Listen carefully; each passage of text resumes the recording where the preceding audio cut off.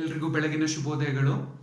ನೋಡಿ, ನಾನು ಇವಾಗ ಸೆಕೆಂಡ್ ಇಯರ್ ಅವ್ರಿಗೆ ಸಿಂಪಲ್ ಆ್ಯಂಡ್ ಕಾಂಪೌಂಡ್ ಇಂಟ್ರೆಸ್ಟ್ ಈ ಚಾಪ್ಟರ್ನ ಕಂಟಿನ್ಯೂಷನ್ ಮಾಡ್ಕೊಂಡು ಹೋಗ್ತಿದ್ದೀವಿ. ಇದು ಪಾರ್ಟ್ ಸೆಕೆಂಡ್ ವಿಡಿಯೋ. ಇಲ್ಲಿ ನೋಡಿ, ಈ ವರ್ಕ್ಶಾಪ್ ಕ್ಯಾಲ್ಕುಲೇಷನ್ ಅಲ್ಲಿ ನಾನು ನಿಮಗೆ ಪ್ರಾಫಿಟ್ ಅಂಡ್ ಲಾಸ್ ನ ಮಾಡಿದ್ದೀನಿ.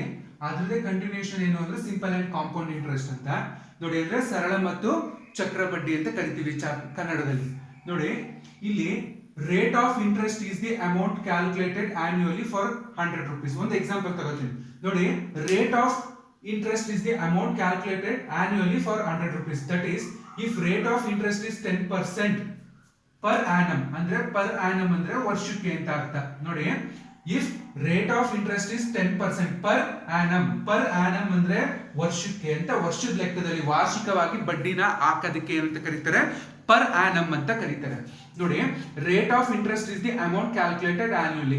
ರೇಟ್ ಆಫ್ ಇಂಟ್ರೆಸ್ಟ್ ನ ಏನಕ್ಕೆ, ಒಂದು ಮೊತ್ತ, ಅದನ್ನ ಯಾವಾಗ್ಲೂ ವರ್ಷದ ಲೆಕ್ಕದಲ್ಲಿ ಕ್ಯಾಲ್ಕುಲೇಟ್ ಮಾಡ್ತಾರೆ, ಆಯ್ತಾ? For 100 rupees. ಎಕ್ಸಾಂಪಲ್ 100 ರೂಪಾಯಿ ತಗೊಂಡ್ರೆ, ಇಫ್ ರೇಟ್ ಆಫ್ ಇಂಟ್ರೆಸ್ಟ್ ಬಡ್ಡಿ 10% ಆದ್ರೆ ವರ್ಷಕ್ಕೆ, then the interest is 10 rupees. ನೋಡಿ, 100ಕ್ಕೆ 10 ರೂಪಾಯಿ 10% ಬಡ್ಡಿ ಆಗ್ತಿದೆ. 100ಕ್ಕೆ 10% ಬಡ್ಡಿ ಅಂದ್ರೆ ವರ್ಷಕ್ಕೆ, ಅಲ್ಲಿ ಬಡ್ಡಿದು ಅಮೌಂಟ್ ಎಷ್ಟಾಯ್ತು? ಇಂಟ್ರೆಸ್ಟ್ 10 ರೂಪಾಯಿ ಆಯ್ತು. ಫಾರ್ 100 rupees ಫಾರ್ 1 year ಅಂತ ಅರ್ಥ. ಅಂದ್ರೆ ನಾನು 100 ರೂಪಾಯಿನ ಸಾಲ ತಗೋತಾ ಇದ್ದೀನಿ. ಆ 100 ರೂಪಾಯಿಗೆ ವರ್ಷಕ್ಕೆ 10% ಬಡ್ಡಿ ಆಗ್ತಿದ್ದಾನೆ ಅಂದ್ರೆ ಬಡ್ಡಿ ಎಷ್ಟಾಯ್ತು? ಅಲ್ಲಿಗೆ ವರ್ಷಕ್ಕೆ 10 ರೂಪಾಯಿ ಬಡ್ಡಿ ಆಯ್ತು ನೋಡಿ. So interest depends on amount deposited or borrowed ಅಥವಾ ಲೆಂಟ್. ಅಂದ್ರೆ ನಾವು ಅಮೌಂಟ್ ನ ಡೆಪಾಸಿಟ್ ಮಾಡ್ತೀವಿ ಅಥವಾ ಬಾರೋಡ್ ಅಥವಾ ಲೆಂಟ್ ಅಂದ್ರೆ ಸಾಲ ತಗೋತೀವಲ್ಲ, ಅದನ್ನ ನಾವ್ ಏನಂತ ಕರಿತೀವಿ? ಆ ಅಮೌಂಟ್ ಏನಿರ್ತದೆ, ಈಗ ನಾನು ಬ್ಯಾಂಕ್ಗೆ 1,000 ರೂಪಾಯಿ ಡೆಪಾಸಿಟ್ ಮಾಡ್ತಿದ್ದೀನಿ ಅಂದ್ರೆ ಆ ಡೆಪಾಸಿಟ್ ಮಾಡೋದೇನು? ನನ್ನ ಪ್ರಿನ್ಸಿಪಲ್ ಅಮೌಂಟ್ ಆಯ್ತಾ? ಅಥವಾ ನಾನು 1,000 ರೂಪಾಯಿ ಬ್ಯಾಂಕ್ ಇಂದ ಸಾಲ ತಗೋತಿದ್ದೀನಿ ಅಂದ್ರೂ ಅದೇನು? ಪ್ರಿನ್ಸಿಪಲ್ ಅಂತ ಕರಿತೀವಿ. ಪ್ರಿನ್ಸಿಪಲ್ ನ ಪಿ ಅನ್ನೋ ಸಿಂಬಲ್ ಇಂದ ರೆಪ್ರೆಸೆಂಟ್ ಮಾಡ್ತೀವಿ. ನೆಕ್ಸ್ಟ್ ಪೀರಿಯಡ್ ಆಫ್ ಟೈಮ್ ಅಂದ್ರೆ ಟೈಮ್ ನ ಎನ್ ಯಾವಾಗ್ಲೂ ಏನ್ರಲ್ಲಿ ಇರ್ತದೆ ಅಂದ್ರೆ, ಅವ್ನು ಮಂತ್ ಅಲ್ಲಿ ಕೊಟ್ಟಿದ್ರು ನೀವು ಇಯರ್ ಗೆ ಕನ್ವರ್ಟ್ ಮಾಡ್ಕೋಬೇಕು. ಅದು ಹೆಂಗೆ ಅಂತ ಹೇಳ್ತೀನಿ ನೆಕ್ಸ್ಟ್. ನೋಡಿ, ರೇಟ್ ಆಫ್ ಇಂಟ್ರೆಸ್ಟ್ ಯಾವಾಗ್ಲೂ ಆರ್ ಅಂತ ಕರಿತೀವಿ. ನೆಕ್ಸ್ಟ್ ನೋಡಿ, when the interest is paid on principal only, if the ನೋಡಿ when the interest is paid on principal only ಅಂದ್ರೆ 1,000 ರೂಪಾಯಿ ಇಟ್ಟಿರ್ತೀನಲ್ಲ, ಆ 1,000 ರೂಪಾಯಿ ಮಾತ್ರ ಬಡ್ಡಿ ಕೊಡ್ತಾರಲ್ಲ, ಅದನ್ನೇ ನಾವ್ ಏನಂತ ಕರಿತೀವಿ? ಸಿಂಪಲ್ ಇಂಟ್ರೆಸ್ಟ್ ಅಂತ ಕರಿತೀವಿ. ನೋಡಿ, ನಾನು 1,000 ರೂಪಾಯಿ ಡೆಪಾಸಿಟ್ ಇಟ್ಟಿರ್ತೀನಿ, ಆ 1,000 ರೂಪಾಯಿ ಮಾತ್ರ ಬಡ್ಡಿ ಬರುತ್ತಲ್ಲ, ಅದನ್ನೇ ನಾವೇನಂತ ಕರಿತೀವಿ? ಸಿಂಪಲ್ ಇಂಟ್ರೆಸ್ಟ್ ಅಂತ ಕರಿತೀವಿ. ಅಕಸ್ಮಾತ್ ಕಾಂಪೌಂಡ್ ಇಂಟ್ರೆಸ್ಟ್ ಅಂದ್ರೆ ಏನು ಅಂತ ಈಗ ಒಂದು ಸಿಂಪಲ್ ಆಗಿ ಹೇಳ್ತೀನಿ ನೋಡಿ. 1,000 ರೂಪಾಯಿ ನಾನು ಬ್ಯಾಂಕ್ ಡೆಪಾಸಿಟ್ ಇಟ್ಟಿರ್ತೀನಿ, ಆಯ್ತಾ? ಅದಕ್ಕೆ 10% ವರ್ಷಕ್ಕೆ ಬಡ್ಡಿ ಅಂದ್ರೆ 1,000ಕ್ಕೆ 10% ಅಂದ್ರೆ 100 ರೂಪಾಯಿ ಆಯ್ತು.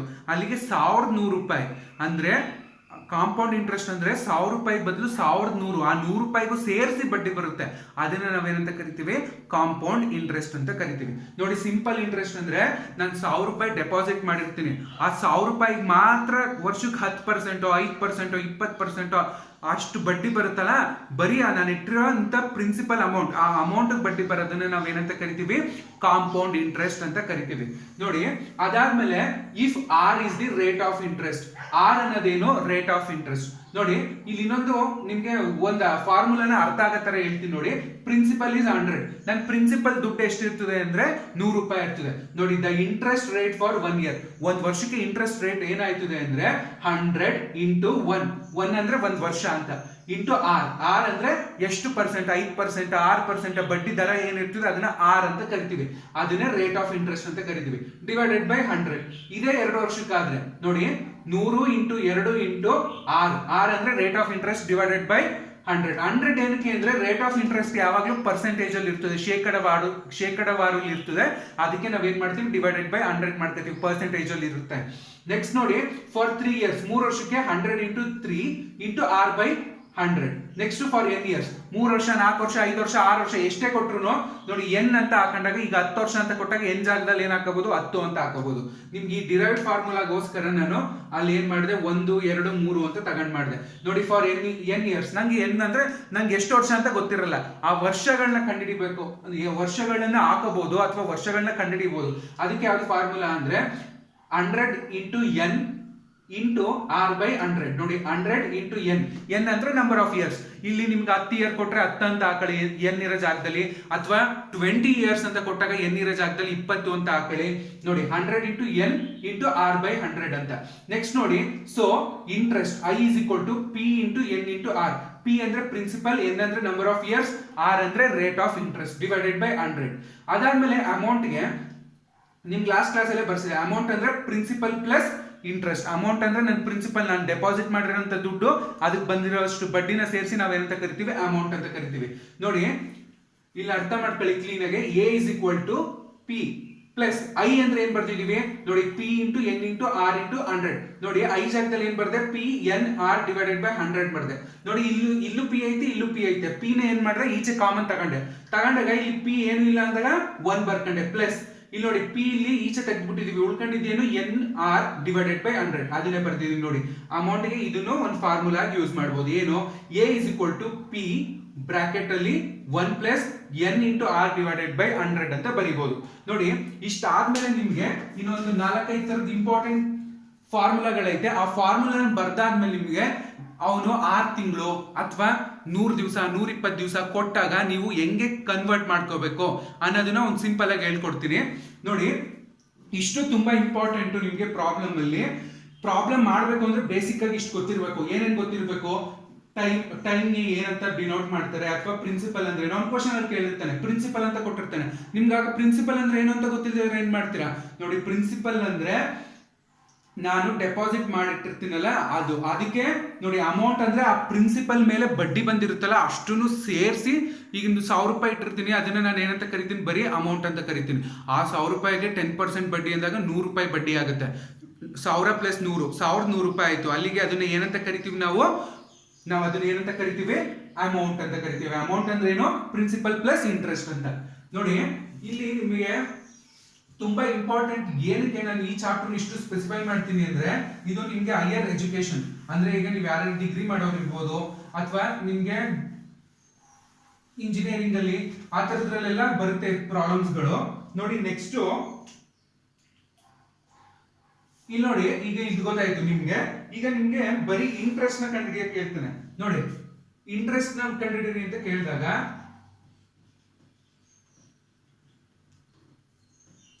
Amount minus principal. ನೋಡಿ ಇಲ್ಲಿ ಫಸ್ಟ್ ನೋಡಿ ಈ ಈಕ್ವೇಶನ್ ತಗೋತೀನಿ, A is equal to P plus I ಅಂತ. ನೋಡಿ ಈ ಈಕ್ವೇಶನ್ ಅಲ್ಲಿ ನಮ್ಗೆ ಅಮೌಂಟ್ ಗೊತ್ತು. ಈಗ ನನ್ಗೆ ಇಂಟ್ರೆಸ್ಟ್ ಬೇಕು ಅಂದಾಗ ಏನಾಯ್ತಿದೆ, ಇಲ್ಲಿ ನೋಡಿ ಇಂಟ್ರೆಸ್ಟ್ ಇಲ್ಲೇ ಇರುತ್ತೆ, ಐ ಇಲ್ಲಿ ಇದ್ದಾಗ ಇಲ್ಲಿ ಇದ್ದಿದ್ದು ಏನಾಗುತ್ತೆ, ಪಿ ಮೈನಸ್ ಆಗುತ್ತೆ. ಅದನ್ನೇ ಬರ್ದಿರೋದು ನೋಡಿ, I is equal to A minus P. ಆಯ್ತಾ, ಇದು ಒಂದು ಫಾರ್ಮುಲಾ ಆದ್ಮೇಲೆ ನೆಕ್ಸ್ಟ್ ನೋಡಿ, I is equal to P N R divided by 100. ಅದೇ ನಮ್ಗೆ ಇವಾಗ ಆರ್ ಬೇಕು ಅಂದ್ರೆ ನೋಡಿ, ಆರ್ ಬೇಕು ಅಂದಾಗ ಏನಾಗುತ್ತೆ, ಕ್ರಾಸ್ ಮಲ್ಟಿಪ್ಲೈ ಮಾಡ್ಕೋಬೇಕಾಗುತ್ತೆ. ಆರ್ ಬೇಕು ಅಂದಾಗ ಇಲ್ಲಿ ನೋಡಿ 100 ಮತ್ತೆ ಐ ಈ ಕಡೆ ಬಂದಾಗ 100 I divided by P N ಅಂತ ಆಗುತ್ತೆ. ನೆಕ್ಸ್ಟ್ ನೋಡಿ ಎನ್ ಬೇಕು ಅಂದಾಗ ನೋಡಿ, ಇಲ್ಲಿ ಎನ್ ಬೇಕು ಅಂದಾಗ ಏನಾಗುತ್ತೆ ಫಾರ್ಮುಲಾ ಅಂದ್ರೆ 100 I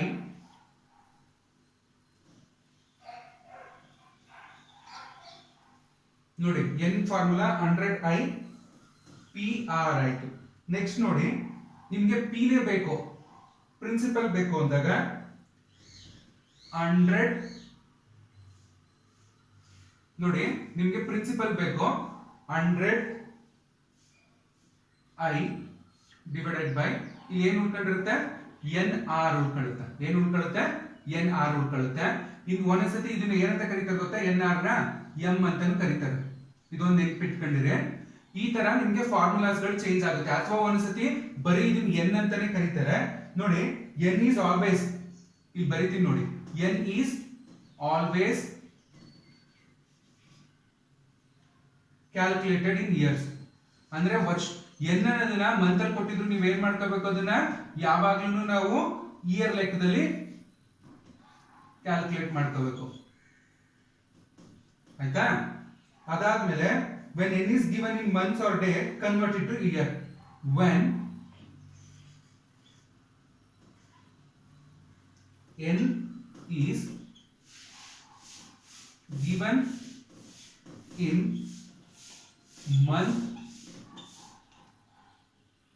months or days, convert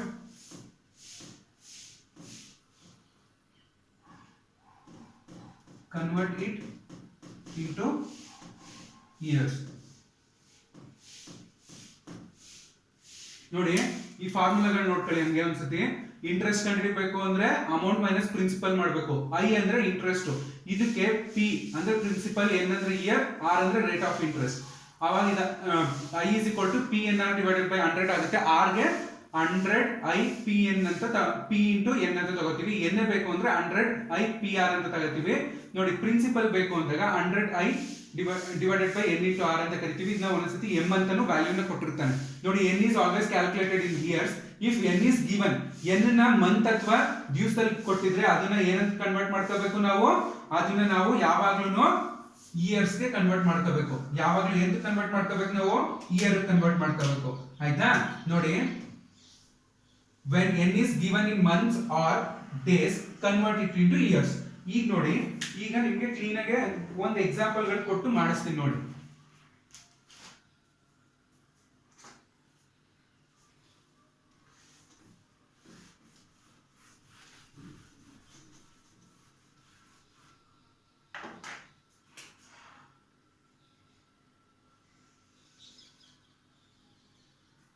ನೋಡಿ 12 ತಿಂಗಳು ಅಂದ್ರೆ ಎಷ್ಟು ಇಯರ್? ನೋಡಿ ಒಂದು ವರ್ಷಕ್ಕೆ ಎಷ್ಟು ತಿಂಗಳು ಇರ್ತದೆ? 12 ತಿಂಗಳು ಇರುತ್ತೆ. ಅದೇ ನಿಮ್ಗೆ ಅವನು 6 ತಿಂಗಳು ಅಂತ ಕೊಟ್ಟಿರ್ತಾನೆ, 6 ಮಂತ್ಸ್ ಅಂತ. ನೋಡಿ 6 ಮಂತ್ಸ್ ಅಂದ್ರೆ ಒಂದು 6 ತಿಂಗಳು. ವರ್ಷಕ್ಕೆ ಎಷ್ಟು ತಿಂಗಳು ಇರ್ತದಪ್ಪ? 12 ತಿಂಗಳು ಇರ್ತದೆ. ನೋಡಿ ನೋಡಿ 6 ಒನ್ಸ್ 6 ಒಂದ್ಲಿ 6 ಎರಡ್ಲಿ ಅಂದ್ರೆ 6 ತಿಂಗಳು ಅಂದ್ರೆ ಎಷ್ಟು ವರ್ಷ ಆಯ್ತು? ಅರ್ಧ ವರ್ಷ ಆಯ್ತು. ಹಾಫ್ ಇಯರ್ ಅಂತ. ಎಷ್ಟು ವರ್ಷ ಆಯ್ತು? 6 ತಿಂಗಳು ಅಂದ್ರೆ ಅರ್ಧ ವರ್ಷ ಆಯ್ತು. ಇನ್ ಕೇಸ್ ಇದನ್ನೇ 3 ಮಂತ್ಸ್ ನ ಕೊಟ್ಟಿರ್ತಾನೆ, 3 ತಿಂಗಳು ಅಂತ ಕೊಟ್ಟಿರ್ತಾನೆ. ಇದನ್ನ ನೀವು ಇಯರ್ ಕನ್ವರ್ಟ್ ಮಾಡ್ಕೋಬೇಕು ಅಂದ್ರೆ 3 ಡಿವೈಡೆಡ್ ಬೈ ಒಂದು ವರ್ಷಕ್ಕೆ ಎಷ್ಟು ತಿಂಗಳು ಇರ್ತದೆ ಅದನ್ನ ಬರ್ಕೋಬೇಕು. ಕೊಟ್ಟಿರೋಂತ ಮಂತ್ ಡಿವೈಡೆಡ್ ಬೈ ವರ್ಷಕ್ಕೆ ಎಷ್ಟು ತಿಂಗಳು ಇರ್ತದೆ ಅಂತ. ನೋಡಿ 3 1s are 3, 3 2s are 6, 3 3s are 9, 3 4s are 12 ಅಂದ್ರೆ ಎಷ್ಟು ವರ್ಷ ಆಯ್ತು? 1/4 ಅಂದ್ರೆ ಕಾಲ್ ವರ್ಷ ಅಂತ ಅರ್ಥ. ನೋಡಿ ಈ ತರ ನಿಮ್ಗೆ ತಿಂಗಳಲ್ಲಿ ಕೊಟ್ಬಿಟ್ಟು ಕೇಳ್ತಾನೆ. ತಿಂಗಳಲ್ಲಿ ಈಗ 3 ತಿಂಗಳು, 6 ತಿಂಗಳು, 9 ತಿಂಗಳು ಅಂತ ಕೊಟ್ಟಿರ್ತಾನೆ. ಅದಾದ್ಮೇಲೆ ನೋಡಿ ನೆಕ್ಸ್ಟ್ ಈಗ 9 ಮಂತ್ಸ್ ಅಂತ ಕೊಡ್ತಾನೆ. ಆಯ್ತಾ? 9/12 ಅಂದ್ರೆ 3 1s are 3, 3 2s are 6, 3 3s are ಎಷ್ಟಾಯ್ತು? 9, 3 4s are 12 ಅಂದ್ರೆ 3/4 ಇಯರ್ಸ್ ಅಂದ್ರೆ 3/4 ವರ್ಷ ಅಂತ. ನೋಡಿ ಈಗ ನಿಮ್ಗೆ ಇನ್ನೇನ್ ಕೊಡ್ತಾನೆ ಅಂದ್ರೆ ಡೇಸ್ ಅಲ್ಲಿ ಕೊಟ್ಟಿರ್ತಾನೆ. ನೋಡಿ ಈಗ ನಾನು ಒಂದು ಎಕ್ಸಾಂಪಲ್ ತಗೋತೀನಿ. 144 ಡೇಸ್ ಅಂತ ಕೊಟ್ಟಿರ್ತಾನೆ. ಡೇಸ್ ಅಲ್ಲಿ ಕೊಟ್ಟಾಗ ಏನ್ ಮಾಡ್ತೀರಾ? ಒಂದು ವರ್ಷಕ್ಕೆ ಎಷ್ಟು ದಿವಸ ಇರ್ತದೆ? 365 ದಿವಸ ಇರ್ತದೆ. ಆಯ್ತಾ? 365 ದಿವಸ ಇದ್ದಾಗ ನೋಡಿ 1 4 6 ಡಿವೈಡೆಡ್ ಬೈ 365 ಇದನ್ನ ಡಿವೈಡ್ ಮಾಡಿದಾಗ ಎಷ್ಟು ಬರುತ್ತೆ ಅಂದ್ರೆ 2/5 ಬರುತ್ತೆ. ಎಷ್ಟು ಬರುತ್ತೆ? 2 ಡಿವೈಡೆಡ್ ಬೈ 5. ನೋಡಿ ಈ ತರ ಕನ್ವರ್ಟ್ ಮಾಡ್ಕೋಬೇಕು. ಇದನ್ನ ಏನಂತ ಬರ್ಕೋತೀವಿ ನಾವು? ಇಯರ್ಸ್ ಅಂತ ಬರ್ಕೋತೀವಿ. ನೋಡಿ ಇಷ್ಟ ನೀವು ಇಲ್ಲಿ ತಿಳ್ಕೊಬೇಕಾಗಿರೋದು ಏನು ಅಂದ್ರೆ ಅವನು ದಿವಸದಲ್ಲಿ ಕೊಟ್ಟಿದ್ರೆ ಎಷ್ಟು ದಿವಸ ಕೊಟ್ಟಿರ್ತಾನೆ? ಒಂದು ವರ್ಷಕ್ಕೆ ಎಷ್ಟು ದಿವಸ ಇರ್ತದೆ ಆ ದಿವಸನ ಬರ್ಕೊಂಡಾಗ ನಿಮ್ಗೆ ಏನಾಗುತ್ತೆ? ಇದು ನಿಮ್ಗೆ ಇಯರ್ಸ್ ಅಲ್ಲಿ ಕನ್ವರ್ಟ್ ಆಗುತ್ತೆ. ನೆಕ್ಸ್ಟ್ ಕ್ಲಾಸ್ ಅಲ್ಲಿ ಇದಕ್ಕೆ ರಿಲೇಟೆಡ್ ಆಗಿರುವಂತ ಪ್ರಾಬ್ಲಮ್ಸ್ ಗಳನ್ನ ಮಾಡ್ತೀನಿ. Thank you.